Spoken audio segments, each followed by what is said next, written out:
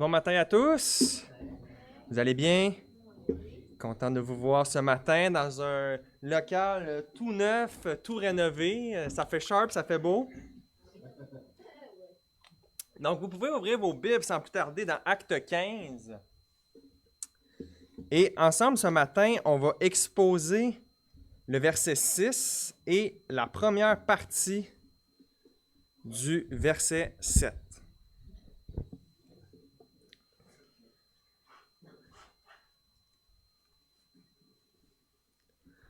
Le titre de cette prédication ce matin, c'est l'Assemblée des Anciens. Donc, on est encore dans notre série sur le Concile de Jérusalem et c'est la partie numéro 6. Donc, Acte 15. On va lire ensemble les versets 1 à 11 pour se remettre dans le contexte, mais on va vraiment exposer le verset 6 et la première partie du verset 7 ensemble. Donc, lisons la parole de Dieu. Quelques hommes venus de Judée enseignaient les frères en disant « Si vous n'êtes circoncis selon le rite de Moïse, vous ne pouvez être sauvés. » Paul et Barnabas eurent avec eux un débat et une vive discussion. Et les frères décidèrent que Paul et Barnabas et quelques-uns des leurs monteraient à Jérusalem vers les apôtres et les anciens pour traiter cette question. Après avoir été accompagnés par l'Église, ils poursuivirent leur route à travers la Phénicie et la Samarie, racontant la conversion des païens, et ils causèrent une grande joie à tous les frères. Arrivés à Jérusalem, ils furent reçus par l'Église, les apôtres et les anciens, et ils racontèrent tout ce que Dieu avait fait avec eux. Alors quelques-uns du parti des pharisiens qui avaient cru se levèrent en disant qu'il fallait circoncire les païens et exiger l'observation de la loi de Moïse. Les apôtres et les anciens se réunirent pour examiner cette affaire. Une grande discussion s'était engagée. Pierre se leva et leur dit « Hommes, frères, vous savez que dès longtemps Dieu a fait un choix parmi vous, afin que par ma bouche les païens entendent la parole de l'Évangile et qu'ils croient. Et Dieu qui connaît les cœurs leur a rendu le témoignage en leur donnant le Saint-Esprit comme à nous. Il n'a fait aucune différence entre nous et eux, ayant purifié leur cœur par la foi. Maintenant donc, pourquoi tentez-vous Dieu en mettant sur le cou des disciples un joug que ni nos pères ni nous n'avons pu porter? Mais c'est par la grâce du Seigneur Jésus que nous croyons être sauvés, de la même manière qu'eux. Donc nous, on va vraiment exposer à partir du verset 6 et on va s'arrêter à une grande discussion s'étant engagée. Donc, on a 2 points ce matin. Premier point, les anciens gardiens de la vérité, verset 6. Et deuxième point, une grande discussion, verset 7. Prions ensemble.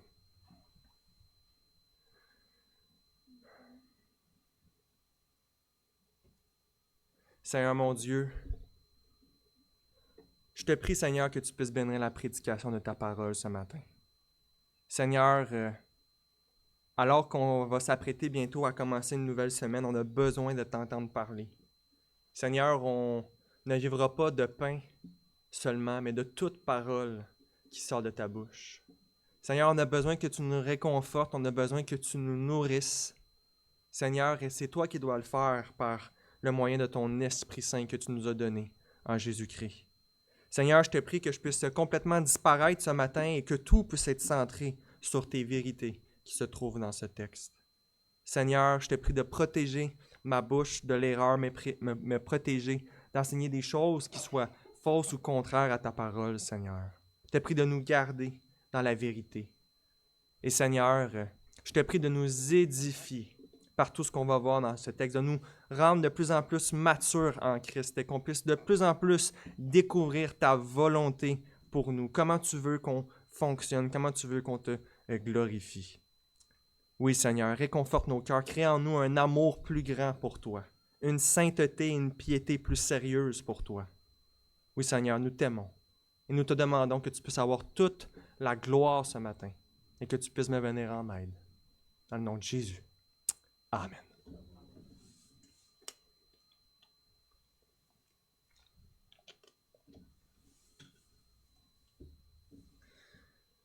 Donc, premier point, les anciens gardiens de la vérité. Le texte nous dit au verset 6, « Les apôtres et les anciens se réunirent pour examiner cette affaire. » Donc, pour se remettre dans le contexte, cette affaire, c'est quoi? C'est la question de la circoncision, comme qu'on a vu. Est-ce qu'on doit exiger, ça fait je ne sais pas combien de milliers d'années qu'on circoncie les gens quand ils rentrent en position d'alliance avec Dieu? Est-ce qu'on doit encore le faire aujourd'hui? Et le texte nous dit que ce sont spécifiquement les apôtres et les anciens qui, eux, se sont réunis pour examiner et discuter cette question-là. Hein, on le voit aussi au verset 3, où est-ce que ça nous dit que... excusez-moi.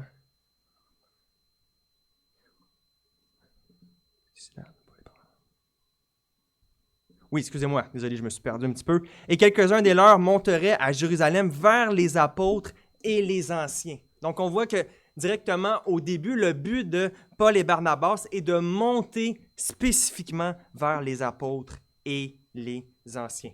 Maintenant, ils se réunissent et ici, on n'est pas certain, ce n'est pas explicite à savoir est-ce que la congrégation était réunie avec les apôtres et les anciens.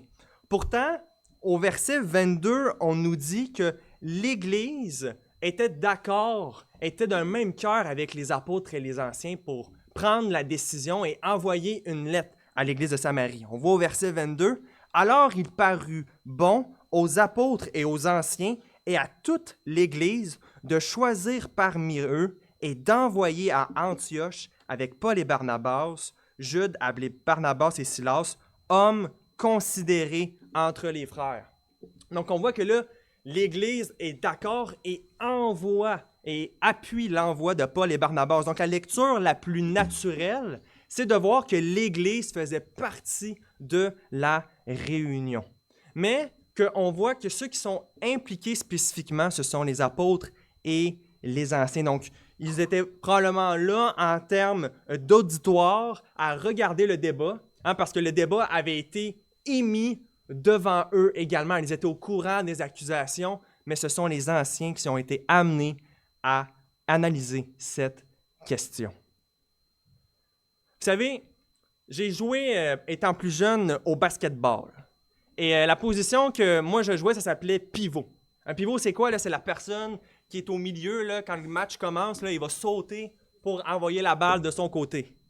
Et quand on est pivot, on a un rôle spécifique à jouer dans l'équipe. On est proche du panier, on est là pour prendre les rebonds qui vont revenir, faire de la défense. Et un pivot, il n'est pas là pour jouer tous les rôles. Moi, personnellement, je n'étais pas un bon dribbleur. Si on me donnait le ballon pour que j'aille traverser la défense et marquer un point,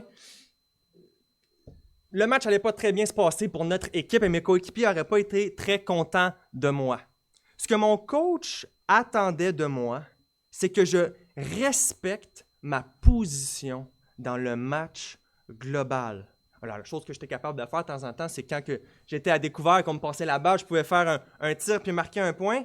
Mais sinon, essentiellement, mon coach s'attendait que je comprenne bien c'est quoi mon rôle dans le match.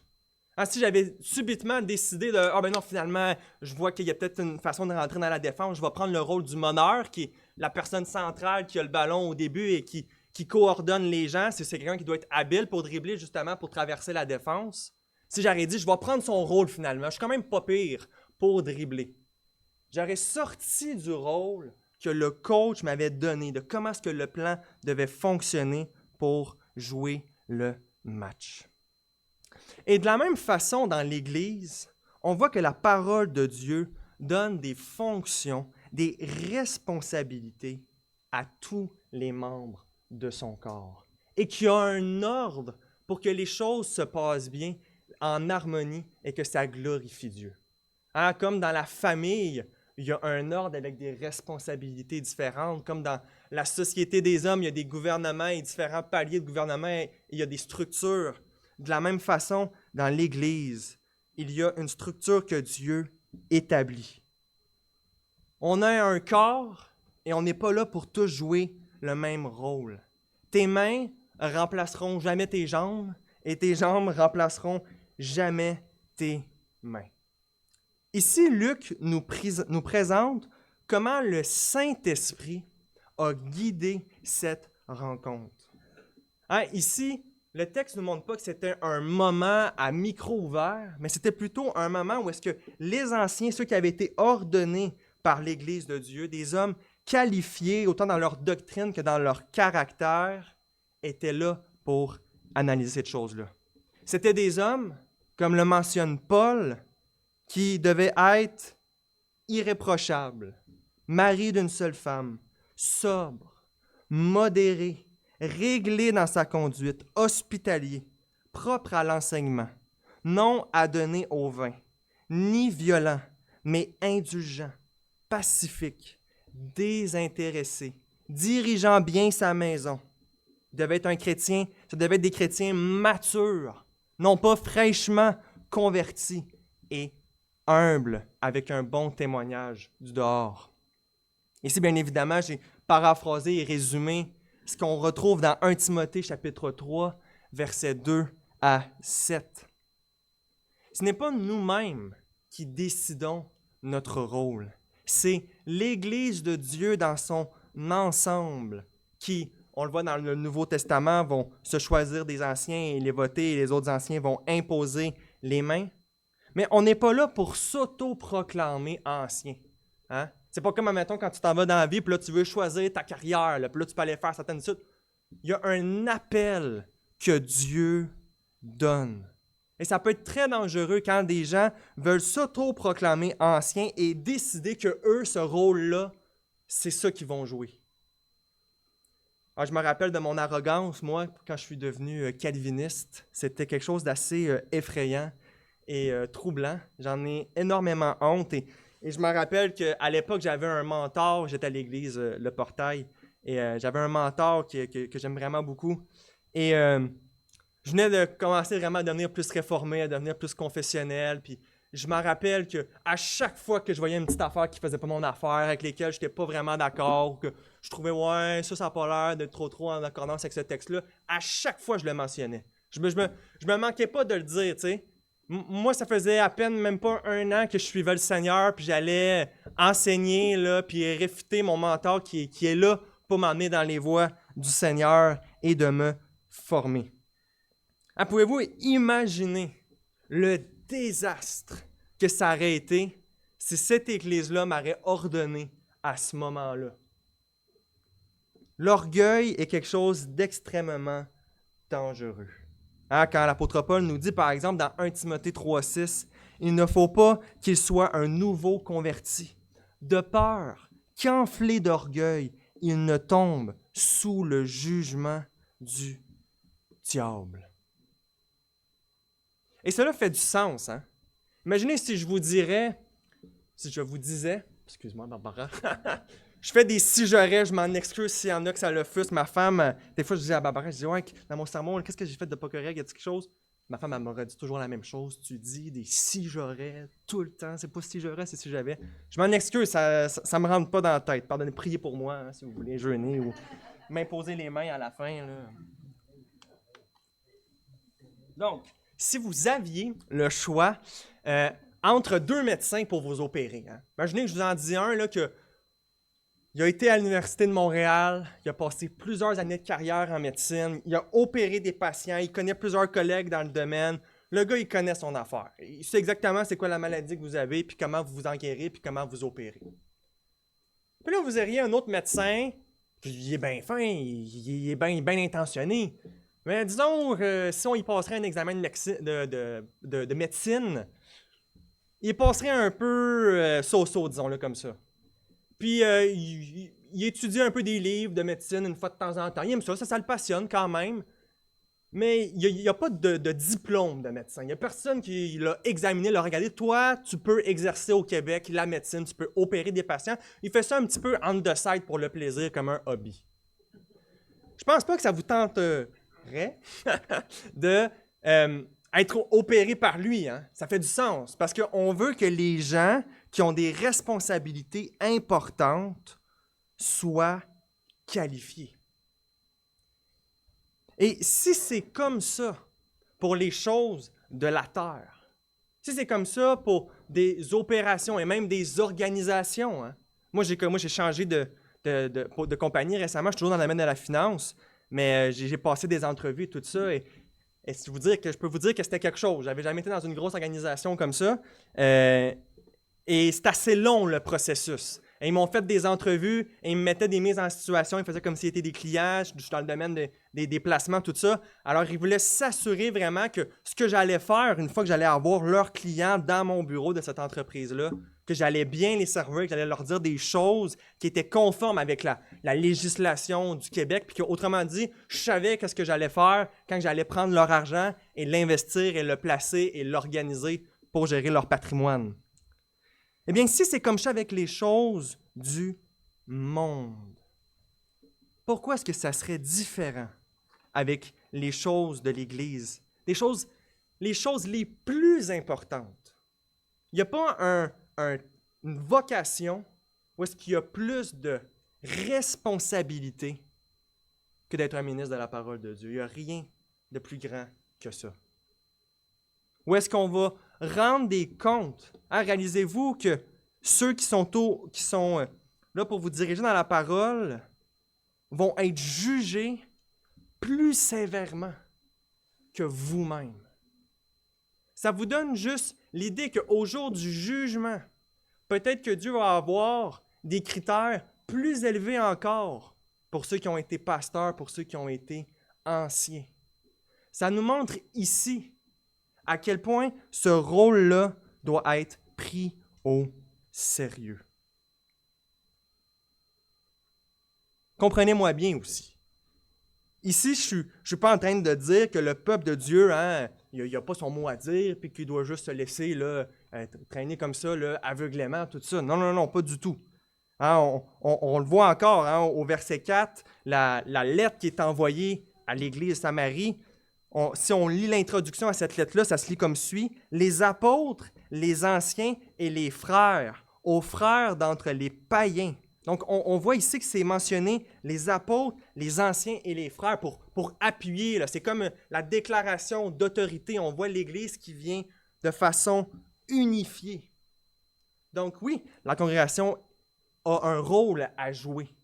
On le voit aussi dans l'excommunication, dans l'ordination. On le voit dans le Nouveau Testament.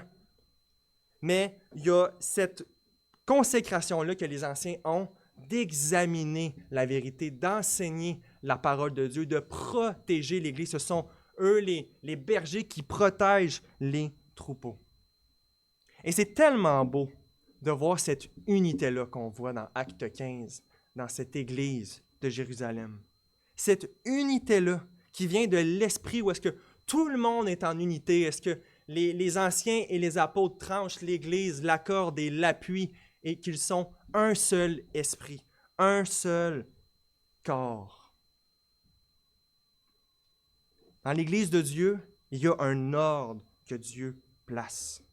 Hein, on n'est pas tous nos petits papes personnels. On est là pour être dans cette structure-là que Dieu met.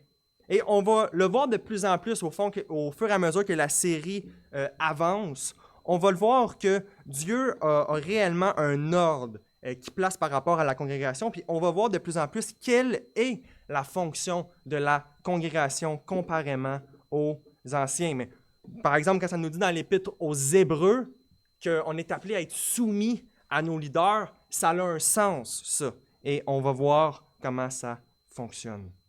Et l'histoire de l'Église va dans cette direction-là. L'histoire de l'Église garde cet ordre-là, que ce sont les anciens qui sont appelés dans les débats théologiques, dans la protection de la doctrine. Que ce soit chez les pères ou chez les réformateurs, on voit ça encore et encore, qui suivent ce modèle d'Acte 15. Que ce soit les conciles sur la divinité de Christ ou les conciles sur la Trinité, ce sont les anciens qui viennent se réunir ici. Hein, ce sont les anciens qui se sont réunis à l'époque de la Réforme pour faire des confessions de foi. Notre confession de foi, la confession de foi de Westminster, a été faite par ceux que Dieu avait ordonnés dans le service de l'Église. Et ici, Matthew Henry note avec perspicacité qu'on a aussi un modèle opérationnel dans les temps difficiles. Il note, il est recommandé aux pasteurs des églises, lorsque des difficultés surgissent, de se réunir en réunion solennelle pour se conseiller et s'encourager mutuellement, afin de connaître l'esprit des uns et des autres et de se fortifier mutuellement les mains et d'agir de concert. Quand que des temps troubles arrivent, comme qu'on voit dans Acte 15, Satan veut qu'on ne se parle pas. Satan veut qu'il y ait des froids qui se créent entre certains leaders ou certains membres de nos assemblées. Satan, la chose qu'il déteste le plus, c'est quand des chrétiens, malgré leurs désaccords, s'aiment, se réunissent, se pardonnent, cherchent la paix, s'humilient devant le Seigneur pour sa gloire. Satan déteste l'humilité. Satan déteste quand on a un esprit qui est là pour faire la paix dans l'Église. Satan veut que les chrétiens cherchent d'abord leur royaume dans l'assemblée et leur volonté. Dieu veut qu'on cherche son royaume et que si on nous demande notre tunique, on la donne. Et que si on nous frappe sur une joue, on tourne l'autre joue. Il ne faut pas oublier que notre rôle dans l'Église est là pour la gloire de Dieu. C'est-à-dire que peu importe ce que Dieu nous a donné comme don, comme qualification, comme appel, comme défaut, comme qualité, on doit utiliser ça pour lui et jamais pour nous. Ce n'est pas notre volonté, mais sa volonté. Si Dieu ne m'appelle pas au ministère, à lui soit la gloire. Si Dieu m'appelle au ministère, à lui soit la gloire. Ce n'est pas à moi de dire « OK, ouais, là, je suis prête, là, puis Saint-Jérôme, là, je veux redonner-moi. » Non, c'est eux qui décident. C'est l'Église qui va décider quand que je vais être prêt. Et je ne le suis point, ne vous inquiétez pas. Quand je regarde les qualifications de 1 Timothée et de Tite, je vois plein de choses que le Seigneur doit continuer à travailler en moi. Mais c'est pour lui. C'est pour lui. Ceux qui sèment la division, ce n'est pas pour le Seigneur qui le font. Puis là, on s'entend, là. Si, admettons, quelqu'un renie la Trinité ou qu'il y a un pasteur qui se met à enseigner des faussetés, dire que Jésus n'est pas Dieu, là, on s'entend. Là. C'est la vérité qui doit primer les éléments doctrinaux essentiels. Nous, notre Église, on a excommunié quelqu'un qui reniait la Trinité, puis qui ouvertement se rebellait et disait non, il n'y a pas 3 personnes en Dieu, il y a juste une personne. Puis là, les anciens ont pris le temps de lui expliquer la doctrine de la Trinité, puis tout ça, puis de l'appeler à la repentance, mais il était vraiment stické, non, c'est faux, et on l'a excommunié. Donc, il ne faut pas non plus avoir le réflexe inverse de juste faire « Ah, ben, il n'y a rien qui est important, tout est relatif, puis crois ce que tu veux, puis ci, puis ça. » Non. Mais on cherche l'unité, même si on a des petites différences ou distinctions qui ne touchent pas aux choses essentielles de l'Évangile. Dieu est un feu dévorant, nous dit l'Épître aux Hébreux. Et il va protéger son Église, coûte que coûte. Donc, prions pour les diacres, pour les anciens, soit dans nos églises locales ou des différentes églises de notre association. Prions continuellement pour qu'ils puissent grandir dans cette compréhension-là de la vérité, dans le fait qu'ils gardent la vérité. Prions pour que leur amour pour Dieu et leur amour pour nous augmente sans cesse. Passons au deuxième point, une grande discussion.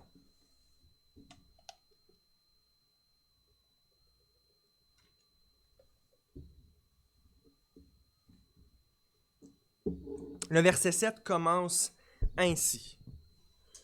Une grande discussion s'étant engagée. On peut aussi traduire après une longue discussion ou débat. Ici, le point, c'est de dire qu'il y en a eu des anciens qui ont dit des choses, qui ont dit leur opinion. Il y a eu des arguments, des contre-arguments. il s'en est passé des choses, ça l'a brassé. Ça a été une longue discussion, nous dit Luc. Donc, on voit ici qu'il y a des questions importantes, des choses qui sont cruciales, qui valent vraiment la peine d'être étudiées, peuvent parfois prendre du temps. Un exemple qu'on a dans l'histoire de l'Église, c'est par exemple le synode de Dort.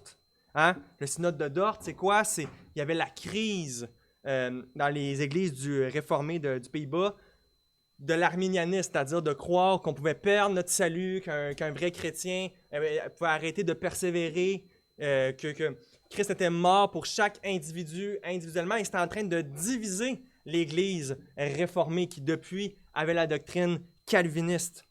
Et ce synode-là, où est-ce que plein de pasteurs de partout en Europe, là, il y avait 8 pays de représentés, il y avait des pasteurs de la France, des pasteurs de l'Angleterre, fait que tous des pays où il y avait des pasteurs réformés qui se reconnaissaient mutuellement, se sont réunis pour traiter la question. Et ça n'a pas été une histoire comme une assemblée générale d'un avant-midi, là.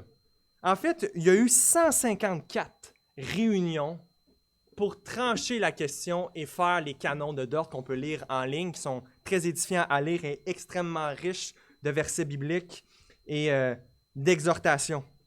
Ouais, ça a commencé le 13 novembre 1618 et ça l'a fini le 9 mai 1619.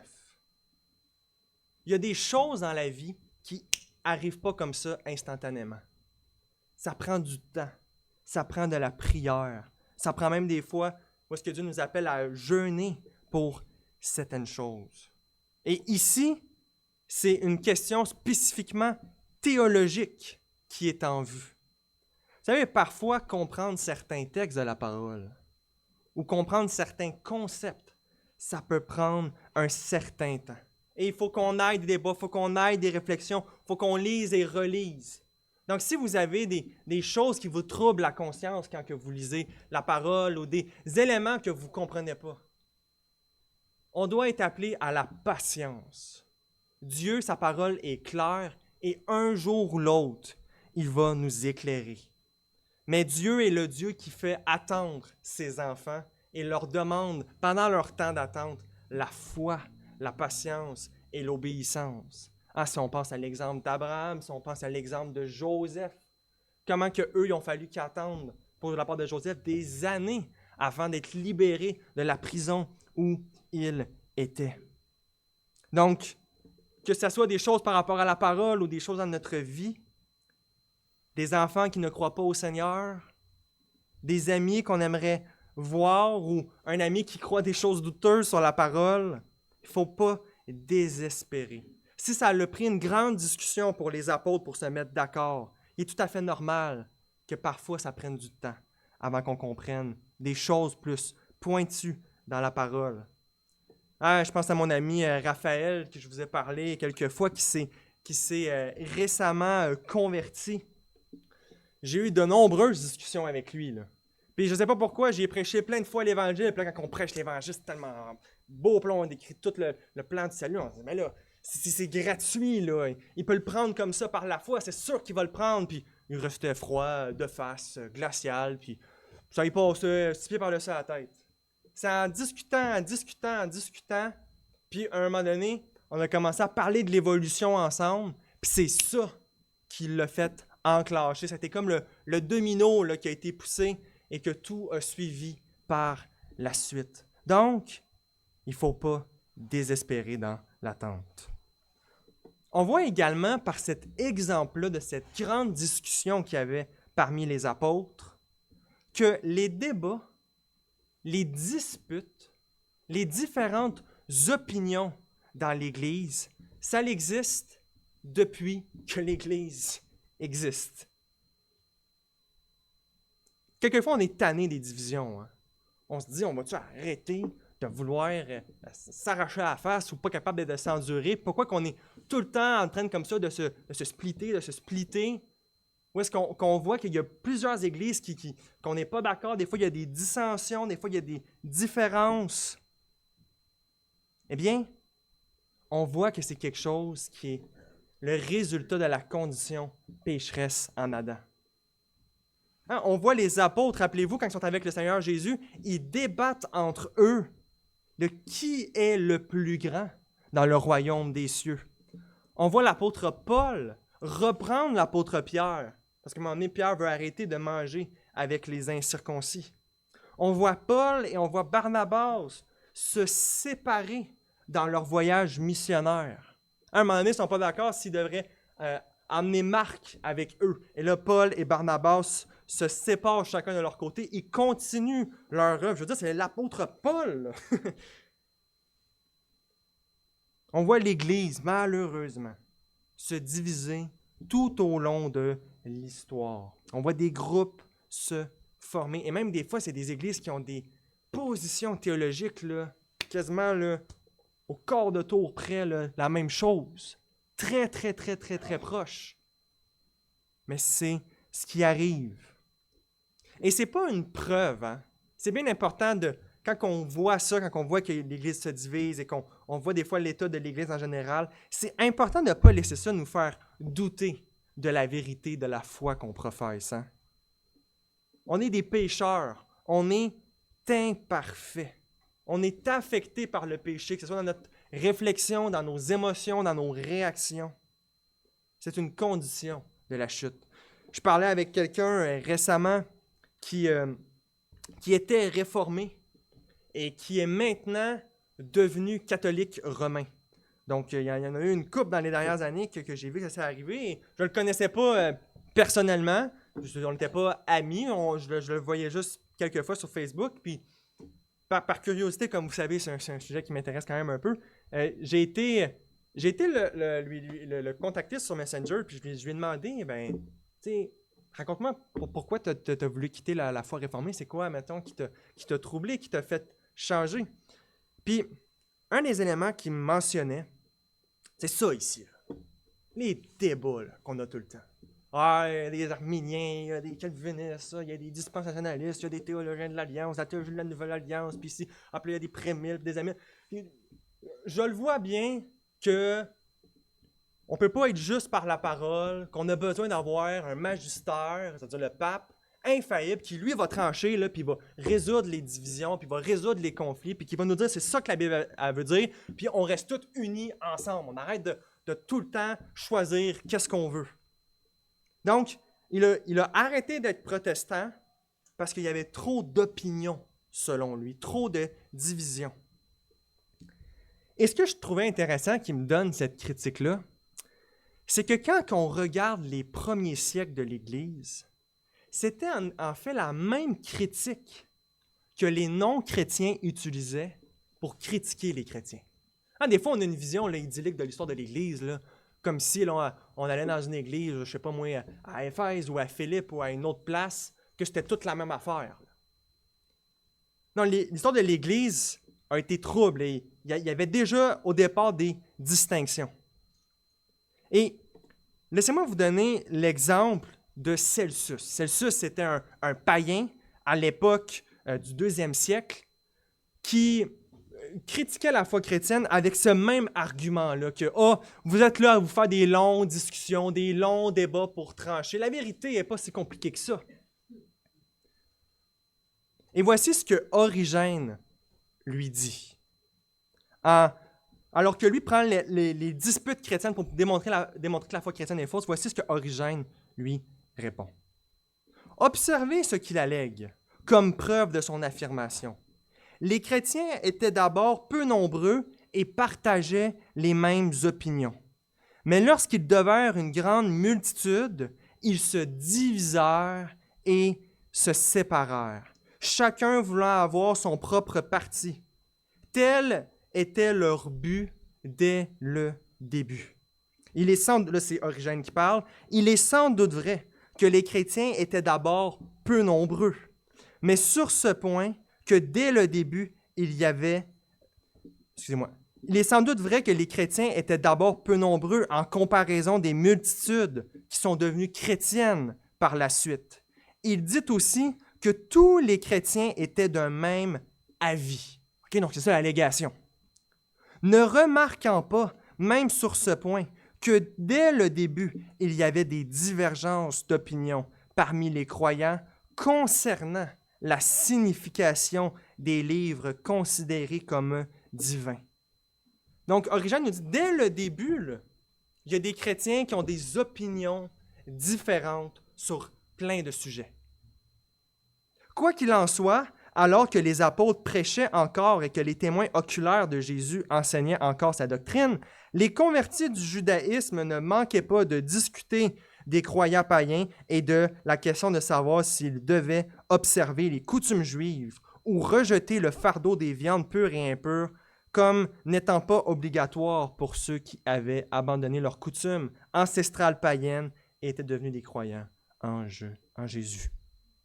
Autrement dit, Origène, il va dire à Celsus, non seulement on a des divisions puis il y a des distinctions aujourd'hui, il y en avait même quand les apôtres étaient vivants.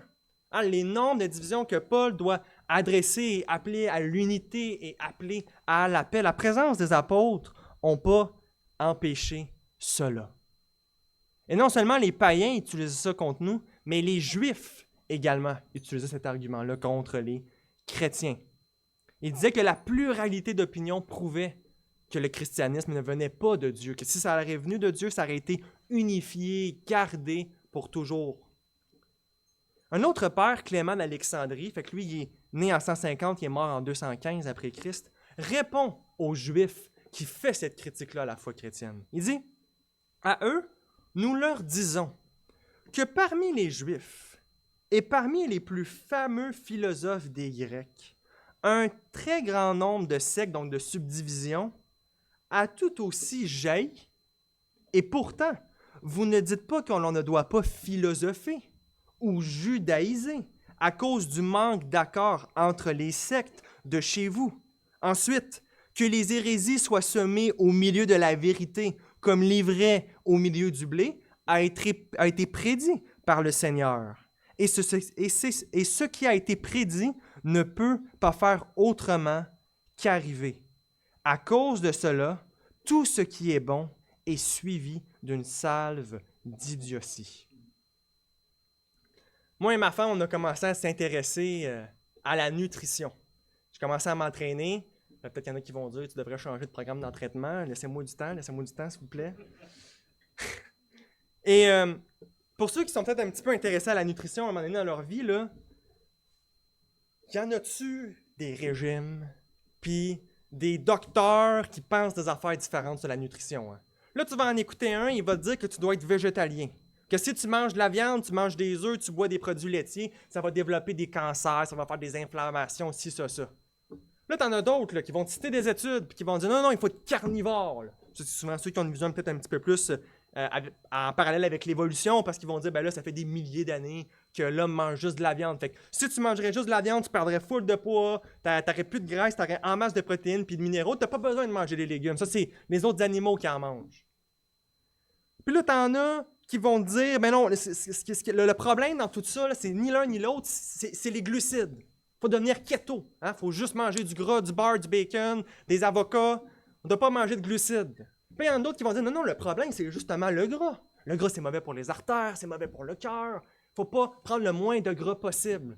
Puis là, tu as un autre camp qui va dire, non, mais attends, mais là, vous avez toutes des vérités, mais vous n'êtes pas tout à fait toutes pareil. Ce qui est important, c'est de ne pas manger des produits transformés. Hein, ça peut être de la viande, ça peut être des œufs, ça peut être des brocolis, des choses comme ça. Faut juste pas que ça soit transformé. Faut que ça soit directement donné de la nature. Là, tu sais, t'as quasiment peur de manger ta pomme après que tu regardes ça, là, tu veux dire, hein? Pour le reste, c'est compliqué de même, l'alimentation. Puis là, chacun a des études, chacun, ils ont leur docteur qui cite. C'est vraiment pas évident de s'y retrouver. Mais imaginez pour un instant que, à cause de ça, que parce qu'il y a plein d'opinions, plein de débats, je dise, savez-vous quoi, j'arrête de manger. C'est trop compliqué. Ça ferait aucun sens, hein? J'ai besoin de manger. C'est pas parce qu'il y a plein d'opinions que ça démontre qu'il faut arrêter de manger ou que l'alimentation est une chose mauvaise ou que l'alimentation est fausse. Non. C'est ça l'argument de Clément d'Alexandrie. Est-ce qu'on devrait arrêter de philosopher parce qu'il y a des philosophes qui ont différentes positions? Est-ce qu'on devrait arrêter d'être juif parce qu'il y a plusieurs courants rabbiniques? Non, on devrait arrêter d'être juif parce que Christ est le Messie, mais ça, c'est un autre sujet. Puis on peut appliquer ça à tous les domaines de savoir humain. Hein? Regardez l'histoire. Y en a-t-il des théories, des compréhensions d'événements historiques, des causes de ces événements-là chez les spécialistes qui ne sont pas d'accord sur telle datation de tel fragment? La physique, c'est-tu quelque chose de merveilleux qu'on a besoin pour l'ingénierie, pour les voitures, pour envoyer des fusées dans l'espace? Il y a des problèmes en physique qui ne sont pas résolus, puis il y a différentes opinions et façons de les résoudre. Et il y a différentes personnes qui ont d'autres théories pour expliquer certains phénomènes. Faut-tu arrêter de faire des mathématiques parce qu'on ne fait pas toute la même démarche puis qu'il y en a qui font des calculs erronés ou ont différentes réponses? Là où est-ce que l'humain réfléchit, il va avoir de la pluralité. Où est-ce que l'humain réfléchit, parce que l'humain est pécheur, l'humain est faible, il va avoir différentes opinions, différentes options. C'est de même partout. Même les athées qui croient à l'évolution ne sont pas d'accord sur toute chose. Donc, cela ne veut pas dire non plus que la vérité n'est pas accessible, mais il y a des vérités dans la parole qui sont moins évidentes que d'autres. Hein? Puis la clarté des Écritures, doctrine qu'on professe en tant que protestant, c'est la suivante. La clarté des Écritures stipule que tout le monde peut arriver au salut en lisant la Bible et avoir un bénéfice spirituel en la lisant. C'est ça la définition historique protestante de la clarté des Écritures. C'est-à-dire qu'un enfant là, peut prendre la Bible, là, lire Jean 3,16 et mettre sa foi en Christ. La Bible est claire. C'est, comme dit R.C. Sproul, l'Évangile est tellement simple, un enfant peut le comprendre. Et on peut la lire, même si on ne comprend pas tous les moindres détails, mais quand même retirer un bénéfice, une nourriture spirituelle. Vous pouvez être dans Ézéchiel et pas comprendre tout le langage apocalyptique qu'Ézéchiel utilise, mais être quand même béni par les versets que vous allez avoir trouvés. C'est ça que les réformateurs, là, ils savaient très bien qu'il y avait des textes qu'on avait de la difficulté à comprendre, puis des textes qui demandent plus de travail, puis plus de connaissances des langues bibliques, puis plus de connaissances théologiques, puis que ça prend... Peut-être qu'en ce moment, on a des divisions sur certains sujets, comme par exemple la fin des temps, mais qui sait, peut-être dans 100 ans, 200 ans, si le Seigneur n'est pas revenu, il va y avoir un théologien qui va tellement défendre bien son point, puis tellement rendre cohérent toute l'Écriture, qu'il va peut-être avoir même un plus grand consensus sur certaines positions. Mais le point est le suivant. On est de ce côté-ci de l'éternité. Il va en avoir des divisions. Il va en avoir des chrétiens qui ne seront pas d'accord. Je vous le dis d'avance, OK? Vous n'allez pas toujours être d'accord. Préparez-vous, là. Je ne veux pas péter votre bulle, là, mais attendez-vous à ce que vous parliez, qu'il y ait des réunions, puis que vous ne soyez pas toujours d'accord. L'amour, c'est justement ça.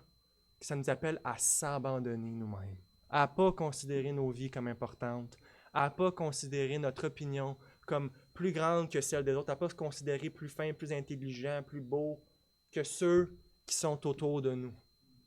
Mais de considérer les autres comme la priorité.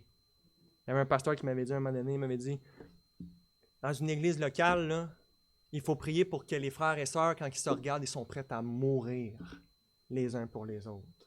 Qu'ils seraient prêts à donner leur vie pour protéger leurs frères et leurs sœurs. Une église qui est comme ça, là, puis qu'il y a cet amour-là qui vient du Saint-Esprit, là, même s'il y a des désaccords, elle va traverser les épreuves, traverser les attaques de l'ennemi pour diviser les brebis, splitter encore et encore et encore les églises. Je pense sincèrement qu'une des plus grandes causes de division, c'est pas les opinions théologiques, mais le manque d'amour et l'orgueil des fois qui peut être dans notre cœur. On est notre pire ennemi. Si vous vous demandez, là, c'est qui l'ennemi à abattre là, dans une assemblée générale, c'est vous autres, c'est vous-même. C'est ce que vous allez dire, c'est comment vous allez réagir, c'est les intentions de votre cœur. Quand vous voyez le péché monter dans votre cœur, quand vous voyez la haine monter dans votre cœur, mettez-le à mort. Donnez-vous aux autres, donnez-vous à vos frères et à vos sœurs. Et là, on a vu comment les pères répondaient aux païens, comment les pères répondaient aux juifs, mais ça peut inquiéter aussi un nouveau converti. Hein? Je ne sais pas si vous avez déjà partagé l'Évangile puis vous dites, mais oui, mais je crois qui, là? C'est qui que je me mets à suivre? Oui, je vais-tu catholique? Je vais-tu avec les témoins de Jéhovah? Comment je le fais pour savoir que toi, tu as la bonne interprétation de la vérité? Et peut-être qu'il y a des gens qui vont vous demander ça de bonne foi. Hein? Et Jean Chrysostome, un père de l'Église qui est né en 344 et mort en 407, a anticipé cette question-là qui est tout à fait légitime, que tout le monde dit qu'on est selon la Bible. Il n'y a personne qui va dire, oh, ben, même les catholiques romains vont dire, ben non, ce qu'on croit, c'est en accord avec la Bible. Voici ce qu'il dit. Un grec se présente et dit, fait qu'un non-converti, je veux me faire chrétien, mais je ne sais pas à quoi m'arrêter. Chez vous, il y a bien des disputes, des révoltes, des discussions tumultueuses. Quel secte faudrait-il embrasser? Que choisirais-je? Chacun me répond, c'est moi qui dis la vérité. Lequel croirais-je? Moi qui n'entends rien aux Écritures, en voulant dire que je viens de commencer. Là. Je ne comprends pas vos débats, je ne comprends pas les Écritures. Chaque secte lui répondront, prétend s'appuyer sur les Écritures. Et nous aussi, assurément, car si nous prétendions vous convaincre par de simples raisonnements, cela vous étonnerait avec raison. Première chose à noter ici, c'est que Jean Chrysostome est en train de dire qu'on fonde nos croyances sur l'Écriture. Hein? Il n'est pas en train de nous parler du pape, il n'est pas en train de nous parler de la tradition, même si la tradition a une importance, mais il est en train de nous dire que ce qu'on croit, ce qui nous divise, ce qui va nous guider, il parle le critère d'analyse, c'est l'Écriture, nous dit Jean Chrysostome ici. Le problème, c'est que la personne a dit « je ne comprends pas l'Écriture parfaitement ». Je veux être disciple et vous me supposez déjà docteur. Si quelqu'un nous tient ce langage, que lui répliquer? Comment le convaincre? Je lui demanderai encore, votre intention en étudiant une science telle que la médecine est-elle simplement de recueillir au hasard tout ce qui se dit, malgré les différences d'opinion? Vous n'admettrez pas sans examen tout ce que l'on vous dira. Cela ne serait pas digne d'un homme. Si vous avez du bon sens et du jugement, vous ne croirez que ce que vous saurez être vrai. Votre hésitation n'est qu'un prétexte. Dites-moi, quand vous voulez acheter un habit sans vous connaître aux étoffes, c'est-à-dire sans avoir de connaissance, c'est-tu un vrai tissu, ça? C'est-tu vraiment, par exemple, mettons du cachemire, ça serait-tu vraiment du cachemire? Sans vous connaître aux étoffes, pourquoi cependant ne dites-vous pas « Je ne sais point acheter, on me tromperait ».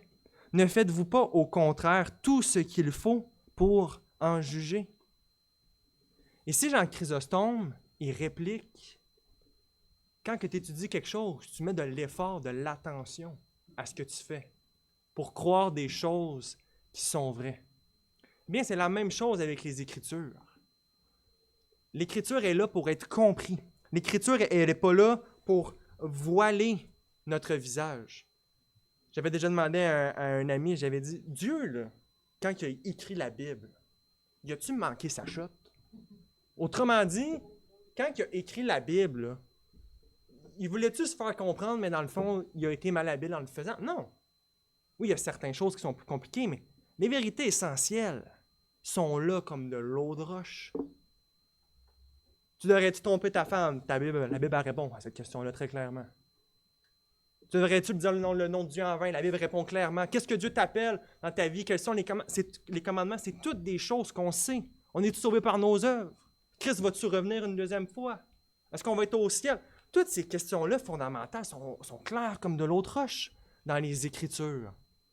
Mais oui, il y a des sujets qui sont plus difficiles à comprendre. Et là, Chrysostome nous appelle à juger, à utiliser notre raison. Dieu nous a donné un cerveau, c'est pas pour rien. Mais jamais il fait interpeller ici, ben oui, pauvre petit protestant, tu as besoin du pape. Non, il est en train de faire appel au jugement des gens pour comprendre les saintes Écritures.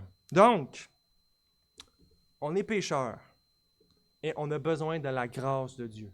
Toutes les églises du Québec ont besoin de la grâce de Dieu. Parce que les apôtres, la présence des apôtres n'a pas réglé le problème et certainement pas la présence du pape. Hein? Regardez l'Église catholique, là. Ça fait pas beau en ce moment. Là. Il y a les tradis d'un côté qui gardent la messe en latin, tu as les libéraux qui disent non, il faut accepter les homosexuels, tu as les sédévacantistes qui disent ben, le pape, c'est pas le vrai pape, c'était le pape Léon X qui était le vrai pape. T'en as qui font des worship mess qu'on appelle, là, fait que c'est comme, mettons, vous connaissez Hillsong, Bethel, ces églises-là qui font là, les gros shows de musique, là. Ben, il y a ça chez les catholiques romains. Hein. Peut-être qu'il y en a qui se rappellent des messes à gogo là, à l'époque, là, des années 60, où est-ce que c'était des groupes rock qui étaient de même, là, comme les Beatles, mais c'était des prêtres catholiques. Hein? Puis on peut aller à ça, mais on peut aller aussi à des messes traditionnelles hyper révérentes, etc. Autrement dit, c'est la même chose. C'est ça que je vais vous expliquer. À part le fait qu'ils sont dans une institution qui appelle l'Église catholique et qui sont toutes dedans, c'est la même chose. Une différence d'opinion sur plein de sujets. Et l'unité chrétienne, elle n'est pas basée sur le fait qu'on a toutes les mêmes opinions. L'unité chrétienne, ultimement, c'est une unité spirituelle.